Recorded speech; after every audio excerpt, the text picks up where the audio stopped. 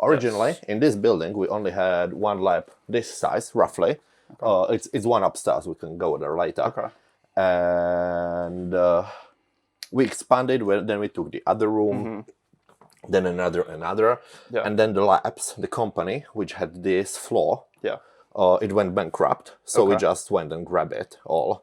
Gotcha. So now we do have a lot of stuff. Like these are. Are these the bacteria samples for stuff? Yeah. These are waiting for evaluation or something. Like you can see, this is pretty nasty. There's stuff growing there. Yeah. And you can see this is the same sample number, like the same order and same sample number, and you can see that both tests failed hard. It's like there's a lot of dispersive. Yeah. Are these all? That's sterility, right? So is that everything you run, is that 14-day sterility, or do you need? Well, if something grows, like you might have stuff growing the same day, the second day, right? So it fails right then. But to say it passed, you need to wait 14 days because some stuff just grows way too slowly. Mm-hmm. Like you see, most of these are clear. Yeah. But then you have failures like this, which are completely positively disgusting. Like You can be sure, like this is again the same sample, and you can see that in both cultivation media something grew, and it was a lot of colonies, dispersed colonies. Right. So you can be really confident that it's not environmental contamination, which we do test for as well. I'm not gonna look up there. Here it is. Like for example, these are negative controls. Okay. Like this is meaning water. We used to dissolve the samples. Yeah. So we use the water and we cultivate that to ensure that's not contaminated as well. Yeah, that it's not from anything we do. Okay. The growth actually. And then we do positive growth checks. I'm trying to find one. Yeah. And I see everything's like QR coded out. Is that your tracking system for everything to keep it all? With this amount of samples, like this is a single day of testing. Right. Just for sterility. Okay. There's no way to keep track of it without the QR codes and everything. How often do you guys run like new sterility tests or like single days? We do it once or twice a week. We do at least one batch like this of testing a week. And you see the QR code, and there's also a name over there, like who done it. Yes. There's also a timestamp. So everything can be cross-checked. Gotcha. And this is the positive control. Like, you need to be sure that you can actually grow stuff on this media. Yeah. Because if you store it in your freezer, then everything is negative always. So you need to have positive control, negative control. And we also do something that's called environmental control. Like, we do have a laminar flow box here. Right now, it's been sterilized. You see the blue light, that's UV light, that's been sterilized. Yeah. So before we run the test, before we process the sterility testing, we make swabs to see what grows on our stuff or whether something grows at all. Oftentimes nothing grows at all. Sometimes it's a laminar flow hood, but it still can have some mild contamination just from people working there and everything. Yeah. So then, if we have extremely minor contamination in some sample, we compare it with the environmental, and then we make our judgment based on that. That makes sense. But it's usually not the problem. It's just good practice in this. We also do endotoxin testing in those. Okay.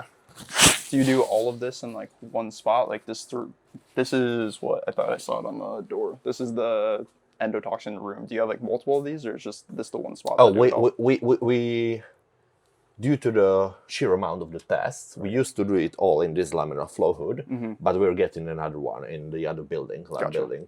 Gotcha. So we can process. We got to get right now. This one is sufficient, but with the growth we're experiencing, it won't be for long. Right. Like we need to have people working here 24/7. Like right now, there's work going. Despite nobody being here, there's work going on. Yeah. It's just waiting to be sterilized with the UV light. Yeah. So nobody's there. And here we do have just some. We have some vials. Yes. From the tests we already ran. Okay. Like, see, this is, I think 5-amino. Yeah, 5-amino. 5-amino one. Yeah, it's a red one. Right. So we dissolved. So we keep them for a while, the dissolved samples, and then we liquidate them. Everything here is treated as a toxic chemical waste. Yes. So we need to liquidate it properly. You can just put it into, you know. Yeah, that's a like for people that just get into like the space, they're like, oh, why can't my sample be tested? And then they're like, oh, my sample wasn't tested out of that batch, it's because they all get thrown out afterwards. And taken to this level, it's got to be toxic waste. Yeah, I mean, just check the sheer amount of samples processed. Yeah. We would poison half of Czechia if we just dump this into waste. The water or whatever, you can't. You can't for sure. Then we have our internal, this is reverse osmosis. This is like medium clear water. Yep. Like it's much better than anything you usually need. Okay. Then we have a huge one is actually the big box over there. Okay. That's a huge reverse osmosis as well. So this one is completely massive. It's you have a different grades of clear water. So this is the least clear. It's stale, magnitudes better than the usual tap water. Right. That one is much clearer than this one. And then the special grades of water. We have a various special grades of water, like for different purposes. Right. Like these are endotoxin clear waters you need to use, so you don't get false positives from endotoxin. And then for HPLCs, you need even a different grade of clear water. So we have a bunch of that. Okay. So this is just a maintenance trolley. We have so many machines that they just break so often. Well, they do need a lot of maintenance, so we just keep running around this one around. Okay. And we do have some machines over here. Okay. So this one is not used anymore. It's an old one. Okay. It's used for diamond testing. Yes. And despite it being over 20 or 25 years old, it still works pretty nice. Yeah. It's just the pain in the ass to make it work with the new computers. Right. So we sort of gave up on that at this point. And we do keep most of the old machines. Most of the machines, we get the HPLCs, the integrated ones like this. Yeah. Because they're usually the HPLCs, they're in modules. Like you have the pump, you have the auto sampler, etc., etc. And this is the new dimer thing now. Okay. But this integrated, when you have it in one big module, it's easier to work with. Yes. And here you have the samples like this. Right. And you can fill, you can put hundreds, you can fill that up with all different samples kind of thing, and you run it all at once, I think. Well, we do have the different HPLCs have different purposes. Okay. Like we do run dirty samples on there. Okay. For example, the samples that tend to fall the machine, because this one is rather old. It's not very good to discern minute differences. Like if you have a long peptide, for example, Rita, and there's a slight modification, this one is set up in a way that wouldn't be able to tell the slight modification as an impurity. Okay. But then you have a dirty sample that are very high concentration, compounds that are very sticky, for example, 5-amino. Yes. It's positively disgusting to work with because it's very high concentrated, it's very sticky, like it tends to stick on surfaces. Okay. So, and this machine, despite being less fancy, it handles this much better than the fancy new ones. Is there any, is it the same situation with an AOD, something that gels a lot? Do you guys use different HPLCs for that if something were to occur, or how? Well, we do. For example, when it gels, we do use a different machine, because if something does not dissolve, it gels. Yes. You have it's not running right now, but here you can see there's a needle that actually has to inject the sample. There's a needle there. Yes. And it goes into vials like this. Okay. And it needs to pull the sample out of the vial. Gotcha. And if it's solid or semi-solid, it has a hard time doing that. And it tends to screw up the analysis. Okay. So we do have a different way of handling that. So what do you require? So when the samples come in, right? Let's say the basic panel, they just want the net content, they want identification, net purity of it. This machine we use for steroids. On this we do GH, because GH tends to it's well set up for GH testing Right. and dimmer testing, like aggregates. They also occur with GLP-1s, Yeah. but their most common occurrence with human growth hormone. Okay. Yes. And the dirty samples, but we do peptides elsewhere. Okay. This is mostly small molecules, anabolic steroids, Right. and similar sort of stuff. Have you seen any? Obviously, there's like the talk right now is like the GH is harder to get in like the US because it's getting sent like random stuff. Have you seen some bad samples lately? I know absolutely. Well, we do see some low quality. We do see some samples that contain nothing at all whatsoever. Right. But I have to admit, I'm not keeping an eye on it myself. Right. We do process 15,000 samples last month. We processed 15,000 samples last month. Right. But I'm not noticing any such trend like that. Gotcha. So you see this one has a fancy light on the needle. Yeah. And these are the ones we use for peptides. There's 2 of them running constantly. Yeah. And one is being installed. Okay. And then we have another one coming in right afterwards. Okay. So this room will be filled up. Yeah, so this room is for peptide purity and amount testing. Yeah. Here, I just want to get... Can you pull this one more time? I don't think... Oh, well, the girls who take care of these machines, yes, they like to name them, so they know. So they name this one Thor and this one Sif. Okay. So they edit pictures, Gotcha. so they're able to tell at all times. Nice. And, well, I'll close the room. Yes. So the AC can work over there. And then over here, there's IT guys of ours. We have our own IT department at this point. Yeah.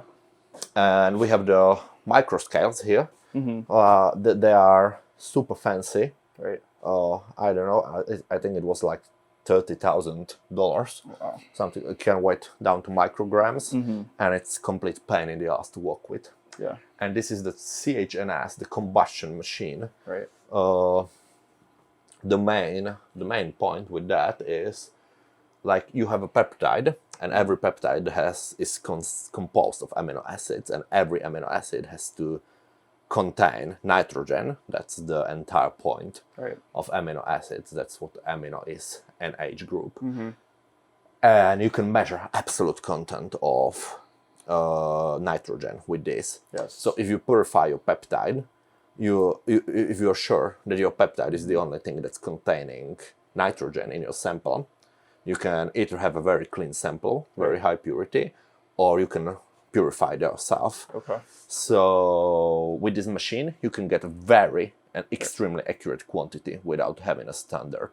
So so if somebody sends like I know it was like a laurelinitide like back like a couple weeks ago, or like, you know, something like a bioglutide that doesn't have like a reference standard. We talked about that with the other one, but like you run it through an HPLC and then you run it through this machine to try to see like for example, Aurora, that one exists actually. We did run a couple of different things. The HPLC is basic to determine the purity. We run the mass spectrometry to confirm the identity, and then for the quantity, to confirm identity, you can do the NMR, the nuclear magnetic resonance, or this one, given if the sample is pure enough. This one is much faster and more accurate. But you really need to be very sure that your sample is very pure. Gotcha. So after it runs through this, it gives you, is it like a monogram of like all the different like chains, or like a little like graph, and then how do you... Well, it gives you a graph of how much carbon, hydrogen, nitrogen, and sulfur your sample is containing. Gotcha. And then you do the calculations yourself. Gotcha. For example, this is the sort of machine. Well, you can do old and very, very out-of-date methods, but for example, if you have a whey protein or some sort of protein, this is also the machine that you use to calculate the actual protein content. Gotcha. So we've done that. We've tested some whey protein samples to see whether they fit the description, and it worked extremely well. Wow. The older methods were like you need to do some sort of wet chemistry, it's called, like digestions, reactions, takes half an hour. Yeah. And with this, it's just, you just wait a spag of powder, you throw it in there, and then you run the number through some formula. Yes. Every sort of protein has a formula to calculate it from the number. And then you have your result, which usually takes less than a couple of seconds of actual work for the analysts. Yeah. So this is like a terzeptide sample? Yeah. Okay. So it's very zoomed in, yes. If I may. Yeah. So I will zoom it out. So here you see the peak. It's a very nice peak. Yes. A single one, there's nothing unexpected in there. And we zoom in and evaluate the different impurities. Like these are probably very minor modifications of what we're seeing. Yeah. But we reviewed them manually. Okay. So that's what Domenica is doing right now, and she's issuing reports that are then mailed to our clients. Gotcha. Thank you very much. We have a vacuum oven here. Like the samples, sometimes we need to dry them out of moisture, but they're thermally sensitive, such as peptides. Yes. So we have a vacuum oven. These are pretty expensive too, surprisingly expensive. And well, you can dry it. Like you see, we have 37 degrees there, 37.8, and very low pressure. So we get all the moisture out of the sample without destroying it. Okay. And over here we have an X-ray fluorescence spectrometer. Okay. What is that used for? When you're getting an X-ray, yes, and you have sort of metal in your arm, so screws or something, you can see it on the X-ray. You can see it on your X-ray. That's because metals, the heavier the element, the more it absorbs. Okay. As a general rule of thumb, the X-rays. Yes. And when the X-rays hit the element, a heavy element, some part of the energy is then released at a different energy level as electrons of different energy, and you can detect them. Okay. So basically, for example, if you have a golden ring, and it's usually a mixture of gold and silver, you put it into that machine, you're getting like 80% gold, 20% silver result. So why is it interesting to us? Yes. Well, because a lot of people get heavy metals tested in the samples. So that's where you do heavy metals. Yeah, that's where we do heavy metals. So the heavier the element, the better it works. Now, it is not as sensitive as the ICP-MS. Okay. So it's not used. This method is not used in pharmaceutical settings or environmental food science. Like if you're drinking water by the liters, obviously you need lower limits of detection. But given most of the substances we deal with are ingested in very small amounts compared to food and water, we found that the limits of detection we're seeing, they actually hit the pharma standards. Okay. And that goes to parts per million, right? That one goes parts per million, and then you guys just report whatever parts per million came off. It's not on your guys' COA. It's not like a pass-fail. It's single. It's sensitive to single digits. Gotcha. To single digits of parts per million of heavy metals. It's like I said, it's not as sensitive as ICP-MS, the one that's usually required. But it works very well for our purposes, and it's much cheaper than the ICP-MS for the clients. So, well, if you wanted to get poisoned by heavy metals, then you would need to ingest insane, copious amounts of these peptides to actually hit that like toxicity point of like heavy metals with stuff.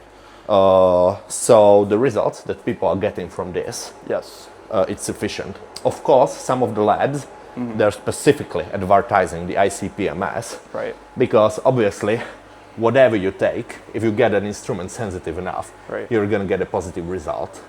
That's how the world works. So, and then they have a nice headlines like 60% of peptides tested positive for heavy metals. Right. But what they don't mention is it's so low that it's not even in that standard. Yeah, and I really despise this sort of fear mongering. Right. It's just like they use it as an advertisement instead of like something to actually be worried about. Yeah, exactly. Yeah. So what we have here is the GCMS machine. Okay. This one is not used for peptides. Okay. Because here you need a sample to be able to turn into gas. So it must be volatile or at least semi-volatile. For example, anabolic steroid is what we test here a lot. Okay. So there, usually when you have anabolic steroid powder, people don't think of it as a volatile substance. But a given temperature high enough and a lot of helium, you can make it evaporate completely. Okay. So then it is heated, it's run through a column. I'm not going to open that one. Yeah. Maybe over. No, there's not a column here, but it's basically just an oven. Gotcha. That's been heated in a controlled manner. Okay. And as you heat it up, the substances, they evaporate at different temperatures. Okay. So you have peaks coming out. Yeah. And detect it. But so what's special about this is that the mass spectrometer here, you just have a very strong electron beam. Yes. It's called electron ionization. And if you take a molecule and you shoot electrons of a specific power, usually 70 kilo electron volt, something like that. Yeah. 70 is the important number here. And you hit a molecule, it always fragments in the same manner. No matter if you do it here, if you do it in Japan, if you do it in the US, it fragments in the same manner. Right now it's shooting a sample in. People like the moving parts a lot, so so the needle right now, the needle is injecting sample inside the injection port. Like you were saying, so it shoots the ions, basically breaks it apart, and then you can check all those fragmentation points to kind of identify. So, and given they're the same always, you can take the measurement of someone somewhere else and compare it to yours. Right. So that's how libraries are created here. So for example, over here, you can see that the library, these are fatty acids, like the anabolic steroids, they're usually in oils. And so these are the fatty acids that the oil is composed of. Okay. And we've never ever, well, we did test this a lot, but we've never ever recorded a spectrum. It's just someone somewhere did, and this automatically compares it and is able to identify an unknown.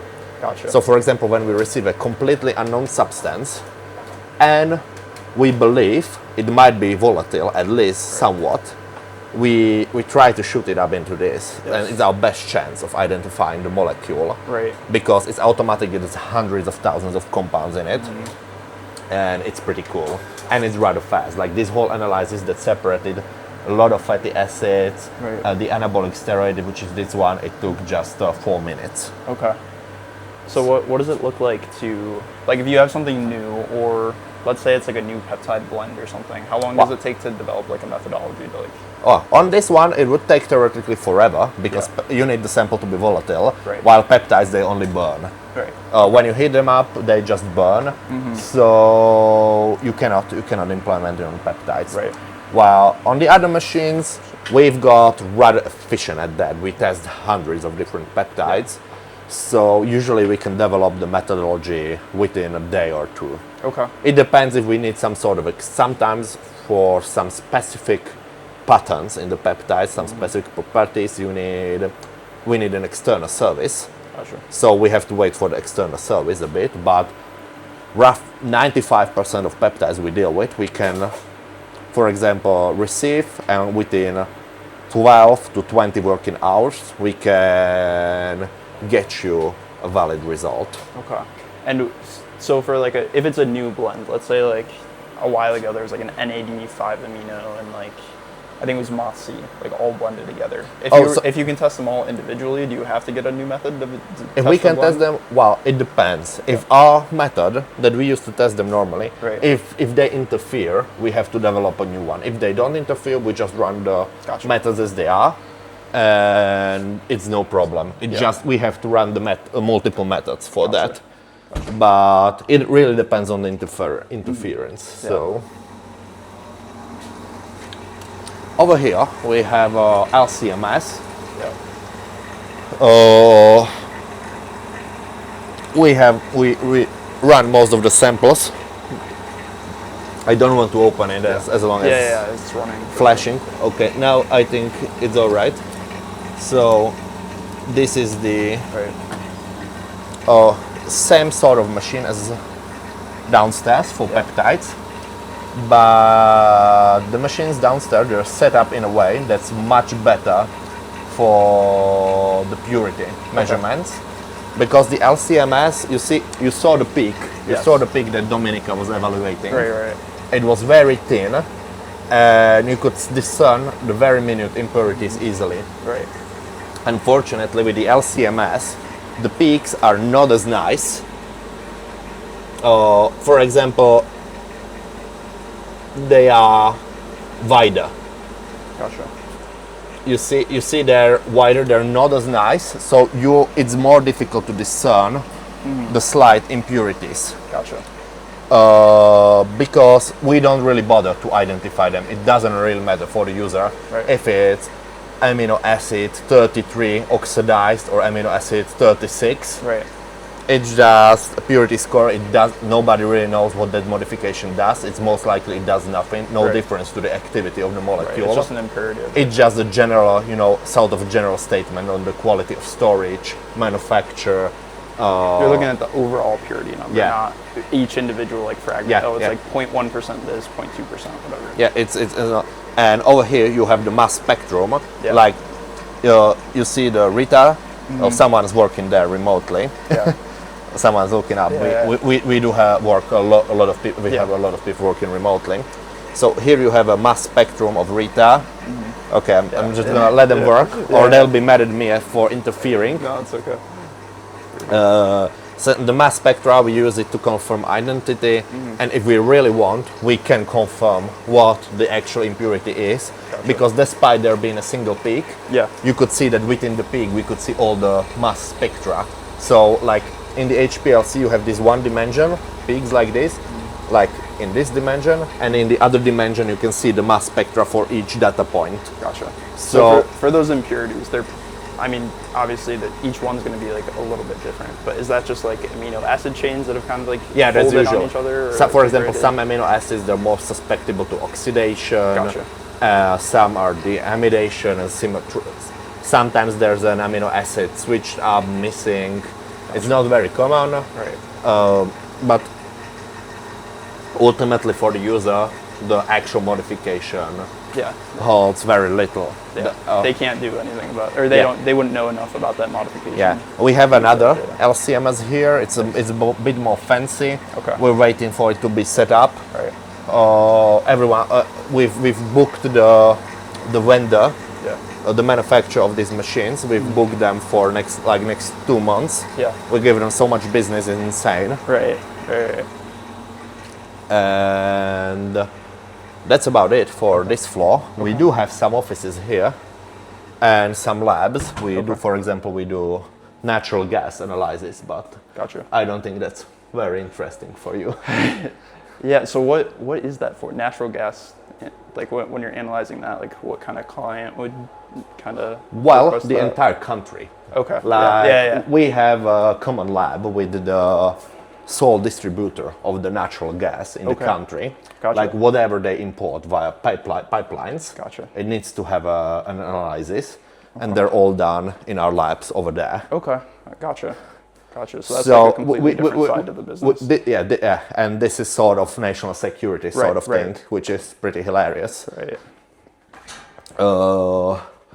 We sort of shared the labs with them, and then they came to us and talked, and you know that your lab is now a national security interest. Yeah. Like, hoopsie doopsie. So we separated into multiple companies a little while ago. Okay. Well, a little, it's years, but... Yeah.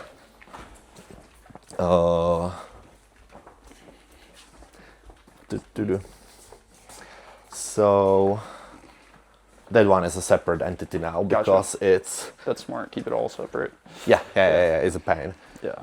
So, well, generally, you know how we receive the samples. It all goes through mail. Right. So when they're taken in, for when the samples are brought in, Gotcha. for example, this is some of the mail that arrived. Yeah.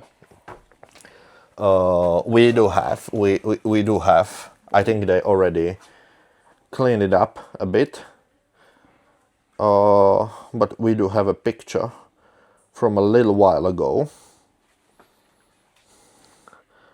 I wonder, oh, here it is. So for example, we can have this much mail arrive. Yeah. Not sure if it's all one day. Yep. Yeah, it's just insane. I mean, it filled half this room, just the mail. Right. And then, ahoj. Nebude vám vadit, když budete nějak jako částečně možná v záběru? Spíš nebudete, ale... Dančo? To je asi v pohodě. Yeah, so you are free to. Okay, yeah. So right now they're accepting packages here. Gotcha. So we ID them by tracking number. We need to label them. Yeah. And we need to figure out what tests were ordered. Yeah. For example, here we separate the packages by the general content, for example, which contain more peptides, etc. And they are then processed. Yeah. So, and here, once the samples are, once they're, I will try to pick something innocent. So, once they are, unpacked, they're put for the specific test. Gotcha. And then they are. Do you separate it out? Like, let's say, like somebody has, I don't know. Let's say they want to run normal testing, plus they request something unique, like a fentanyl test. Exactly. Here is the peptides normal testing. Yeah, gotcha. That's the fentanyl testing. So do you take it like, let's say they send 3 samples in, right? And you need a specific sample. So like one goes here, one goes in fentanyl test, or do those get grouped together? Yeah. And then we have shared groups. Gotcha. So because of the sheer amount, we need to, separate the samples, and everything's QR code labeled. Gotcha. And then the samples, they're brought for various labs for preparation. Right. For example, here we have some sort of preparation. This is a completely dissolved tablet. You can see the remains of the powder. Yeah.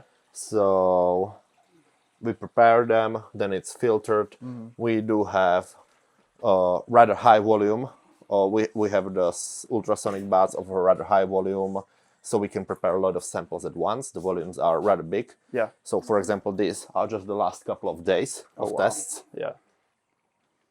We have some basic scales here.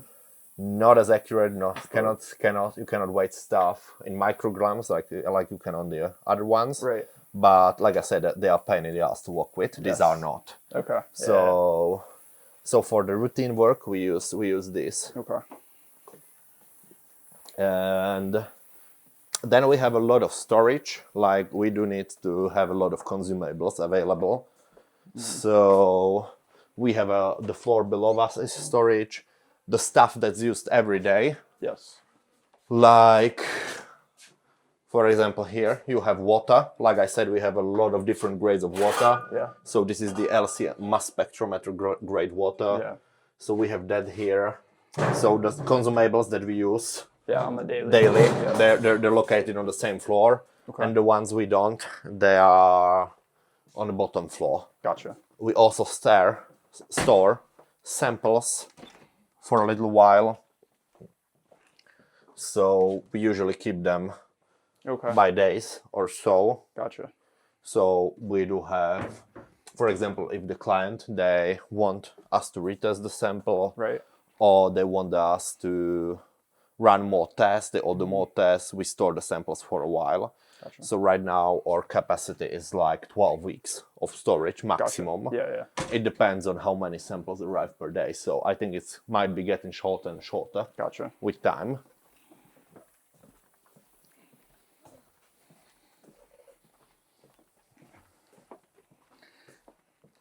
Then for the peptides, which we do them here. So right now, right here, we given these are scheduled substances, all these are scheduled substances here in Czechia.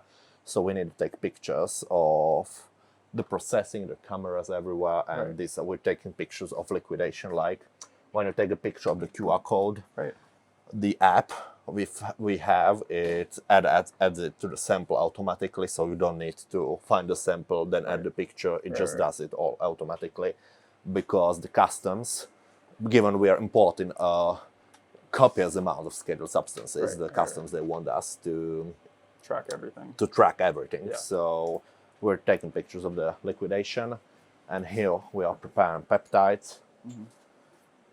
It's rather simple. We dissolve them in the maximum amount of solvent that fits the actual vial. We do have some help in it. We just use a lot of filters. We have vortexes and stuff like that. We store the samples again here. They're refrigerated for a while, because obviously in the room where we store them for the long time storage of the samples, you can't really store the peptides. They would degrade at room temperature. So what we're doing is keeping them refrigerated for a while. Obviously, we cannot afford such long storage in a refrigerator. We would have nothing but refrigerators all over the building. If you guys ever do a degradation study or somebody for something, where do you guys store those kind of samples? In here as well, or? I'm honestly not. I think it's this fridge. Sandra, degradace bývají tady? V téhle lince? Jo, děkuji ti, Sandra. So Sandra, she's actually our oldest lab tech. So she's actually the one taking care of degradations. And they're stored in this fridge somewhere maybe here. I don't know. Not the main thing you focus on. Not the main thing I deal with. So not sure what else I could show from over here. It's just the lab itself is not that sophisticated. It's just dealing with the sheer amounts or sheer volume of the samples. And the routine processing, it's rather simple. It's when you deal with stuff that's difficult to deal with. That's issues. That's where the problems come in. But the real problem right now for us is handling. We have days now on the regular, which is completely insane, because we had the first day when we received over 1,000 samples just 3 weeks ago, and now it keeps happening multiple times a week. So we have trouble adjusting to that, as you can imagine. Just the sheer volume of samples, the sheer amount of mail is difficult to deal with at this point. And then tracking all that too, and then on top of you need to keep track of it. Especially if it needs to run through multiple tests and everything, then what would you guess the estimated turnaround time right now is for, I don't know, let's say somebody wants to run just the basic, no sterility 14-day, let's say the basic content purity, and for the routine tests, it's right now it's between 5 and 6 working days. So it's not optimal. We're hoping for it to get better. But right now we still have a lot of new employees as it is. A lot of wonderful employees. But we can go with them actually. They're probably going to pick up mail if there's any. And at this point, it's just 5 people need to unpack samples at all times.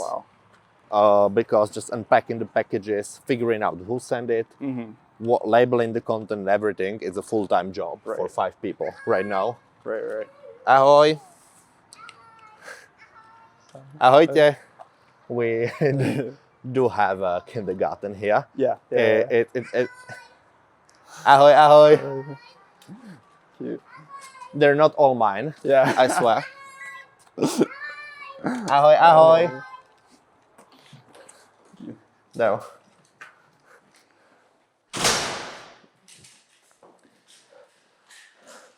Like, this is a big industrial park, and some of my employees, they have kids in the kindergarten too. Sure. It really helps with hiring. Right. Yeah, and you can see them. As I thought, this is just one of the couriers that brought in mail. Gotcha. Ano, děkuji. So this is the main point I wanted to make. Yeah. So they bring it from here to the other facility, and it's just craziness. Yeah, like you saw the entrance to inside of the industrial park. Right. There's a security. Yeah. So the mailmen, they cannot actually arrive. Yeah. So because how many times do you think do they drop off multiple times a day and they just keep coming? Ahoy. So over here we just had liquid nitrogen brought in. Okay. It's pretty simple. It's pretty simple in how it is. It's basically a huge magnet. Right. Except the magnet keeps magneting. Right. Only when it's cooled to minus 250 something degrees. Gotcha. Celsius. No idea how much that is in Fahrenheit. Yeah. I'm sorry. No, I don't. So you need to submerge the magnet in liquid helium. Right. And then that one would evaporate far too fast. So you need to submerge that helium in a vessel that's submerged in liquid nitrogen. Right. And then the liquid nitrogen must be insulated by vacuum. So here we do have some samples that we're measuring with the nuclear magnetic resonance. This one is a standard of sorts. Right. And basically, what this lets you... Yeah, what is this test? Well, it can test most everything that contains hydrogen or carbon or fluorine. The issue with this one is, the biggest issue of these machines is they're not very sensitive. They cannot test, like every testing machine we went through, it can test easily micrograms or nanograms, even picograms of stuff. This one can. This one is okay for milligrams only. Okay. But given we're not really looking at traces, in this field, we do have as much sample as we want. Gotcha. That's the downside of this machine is not really a big issue for us. Right. What this is great for is that what you're actually measuring is the amount of hydrogens or carbons in a machine, but not just by burning them, but you're seeing, well, sort of, you're seeing, I'll simplify it, but you're seeing each hydrogen separately. Gotcha. So if you have multiple compounds in a mixture, you're not seeing all hydrogen bunched together like you do on the burning, on the machine, on the combustion machine. You're seeing them separately, so you can measure stuff that's in mixtures. Gotcha. So that's really good. And each hydrogen has the same signal as a different hydrogen. Gotcha. So you don't need a standard of a different compound. Okay. So if you have some compound that nobody ever measured before, you can figure out the amount with this one. So so we got it mostly for the fancy new things, to test fancy new things. Right. We do get a lot of requests for testing things that are one-off. Right. Like, you can either measure it and do it in an hour on this machine, or you can deal with the whole methodology, which might be between 12 to 200 hours. Gotcha. Depends on the compound. Or you might need to order a reference standard, which can get rather expensive. Right. So this machine is the one that we would use. So for something like new, what's a recent example of something you've thrown on like this machine? What we're using it right now, it's a very recent acquisition of this. Okay. Right now we're confirming that our standards that we have, we use on the other machines. So we're checking them whether they fit the their description, whether Gotcha. they're still good, to put Gotcha. it that way. So right now we're checking the stuff we already have to ensure our quality control on the different machines. Gotcha. What this is great for is measuring, TFA, trifluoroacetic Yes. acid Yeah, in yeah, peptides. Like I said, it can measure hydrogen, carbon, and fluorine, and many others, but these are the three main things. Right. And for fluorine, the trifluoroacetic acid has a lot of fluorine. Gotcha. You can see it, you can measure it easily here. So this is very sensitive for that. So you can measure trifluoroacetic, identify and measure with this one easily. There's a lot of other options, but for example, for this one, it is the easiest. Gotcha. Gotcha. So, well, that's roughly everything interesting I can figure out about that. Yeah. Yeah. So how much, did you say how much this machine costs? Roughly $1 million. Roughly $1 million. And it takes liquid nitrogen? Well, you need to submerge the magnet in liquid helium. Okay. Yeah, yeah. And then you need to submerge that liquid helium vessel in liquid nitrogen, because liquid helium is like